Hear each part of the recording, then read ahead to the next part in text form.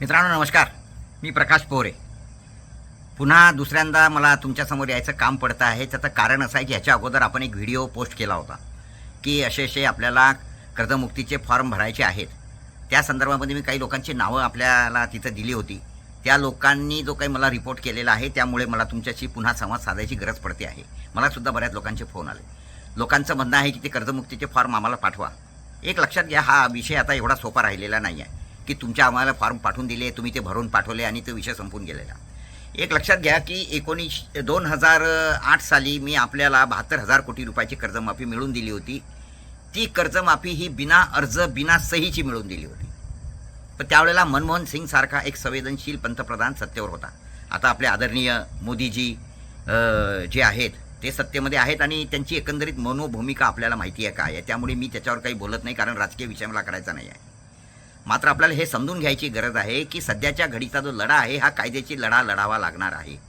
आणि हा फॉर्म जो आहे मी तुम्हाला तो सगळा त्याच्यामध्ये दाखवला होता की तो फॉर्म आहे. मी पुन्हा तुम्हाला आता दाखवतो त्या व्हिडिओमध्ये. आणि तो फॉर्म आहे त्याच्यामध्ये आहे कर्जमुक्ती अर्ज आणि मागेल त्यालाच गरज त्यालाच कर्जमुक्ती योजनेअंतर्गत ही जी योजना आपण आखली आहे तयार करतो आहे त्या अंतर्गत हा विषय आहे.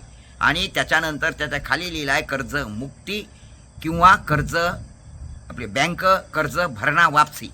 ज्या लोकांनी बँकेत कर्ज भरलं असेल 31 मार्चला, म्हणजे ते काय मूर्ख ठरणार आहेत का जर यालेल्या लोकांची कर्जमाफी झाली तर?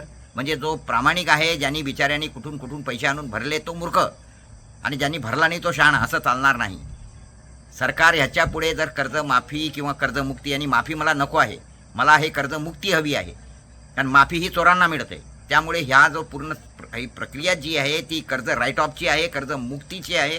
सरकारने मुक्त करायला पाहिजे आम्हाला. आमच्यावरचं जे कर्ज आहे हे आमच्या नालायकपणामुळे झालेलं नाही, आमच्या ऐदीपणामुळे झालेलं नाही. आम्ही आमचं काम, शेतकऱ्यांनी आमचं काम बरोबर केलेलं आहे. त्यांनी बरोबर पिकं केली आहेत, पिकं पेरली आहेत, उन्हातानात गेला आहे, रात्रीच्या वेळेला त्यांनी पाणी दिलं आहे, त्याची ऐशी तैशी त्यांनी केली आहे जी काय करायची आहे शेतकऱ्यांनी. मात्र त्याच्यानंतर शेतकऱ्याची पूर्ण ऐशी तैशी करायचं काम सरकारने केलं आहे. कारण शेतमालाची निर्यात बंद केली, आयात चालू ठेवली, वरून जे काही नालायकपणा केलेला आहे तो सगळा करताय. त्याच्यावर विषय काही मला पुन्हा न्यायचा नाही. तुम्हाला सर्व माहिती आहे की म्हणजे एकीकडे शेतमालाचे भाव कमी करायचे, दुसरीकडे आम्हाला लागणाऱ्या ज्या वस्तू आहेत त्याचे भाव वाढवायचे, मग ते खतं असोत, बियाणे असोत, काही असोत, आणि डबल मार द्यायचा शेतकऱ्यांना. त्याच्यामुळे आमची सगळी ऐशी तैशी झालेली आहे. जर आम्हाला आमच्या शेतमालाचे भाव नसे पहिले 3-4 वर्षा अगोदर कापसाला 12,000 मिळाले, सोयाबीनला 8 ते 10,000 मिळाले, तसे जर आम्हाला मिळाले असते, त्याच पद्धतीत बरोबर वाढत राहिले असते, जशी महागाई वाढली, तर आम्हाला हे मागायची गरज काय आहे? आम्ही काय भिकारी आहोत? मात्र सरकारने केलेल्या नालायकपणामुळे जर भाव पडले आहे तर कर्ज मुक्ती देणं हे सरकारचं काम आहे. ज्या कर्मचाऱ्यांना सरकार न मागताना 8वा वेतन आयोग देते, आमदार खासदार स्वतःचे 25%, 30% पगार पेन्शन वाढवून घेतात, आणि शेतकऱ्यांना कर्जमुक्ती द्यायची असेल तर हे म्हणतात आमच्याकडे पैसे नाहीत. लाडक्या बहिणींना यांना द्यायला पैसे आहेत, त्या बहिणी आमच्याच आहेत, त्यांनी काही मागितली नव्हती, पण तुम्हाला त्यांची मतं पाहिजे होती म्हणून तुम्ही त्यांना लाच दिली आहे, असं माझं सरळ म्हणणं आहे.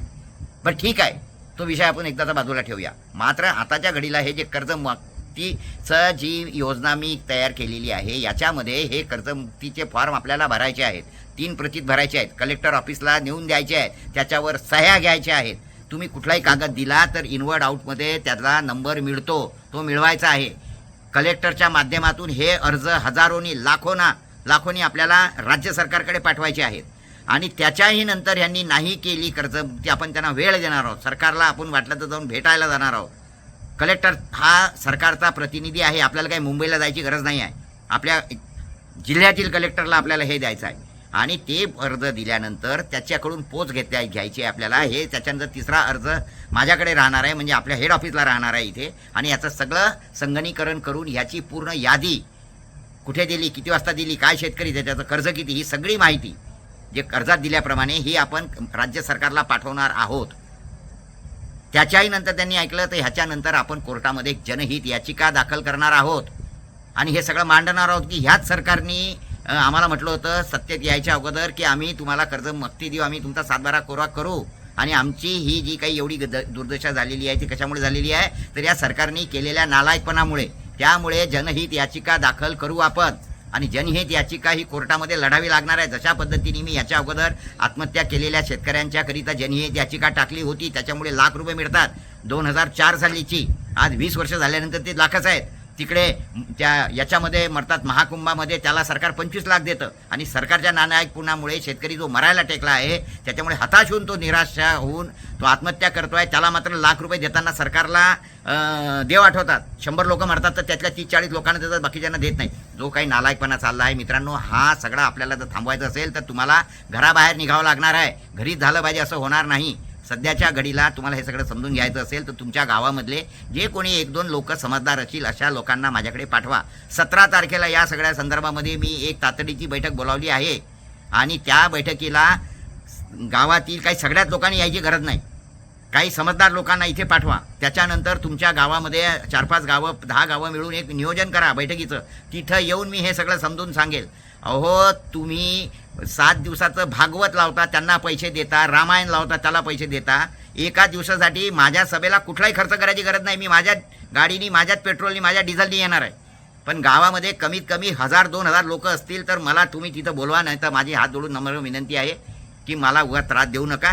जे तुमचं चाललंय तसं चालू राहू द्या. तुम्हाला जर बोलवायचं असेल, करायचं असेल तर ते नंबर जे दिलेले आहेत त्या नंबरवर तुम्ही संपर्क करून हे करा. 17 तारखेला सगळ्यांनी इथं यावं. 200, 400, 500, 1000 लोक जरी इथं आले तरी मी त्यांची इथं व्यवस्था करायला तयार आहे. दुपारी 3 वाजता हजर राहा. ह्या सगळ्या गोष्टी समजून घ्या आणि हा लढा पुढे न्या. एवढं मी आपल्याला नम्र विनंती करतो. आपली रजा घेतो. धन्यवाद.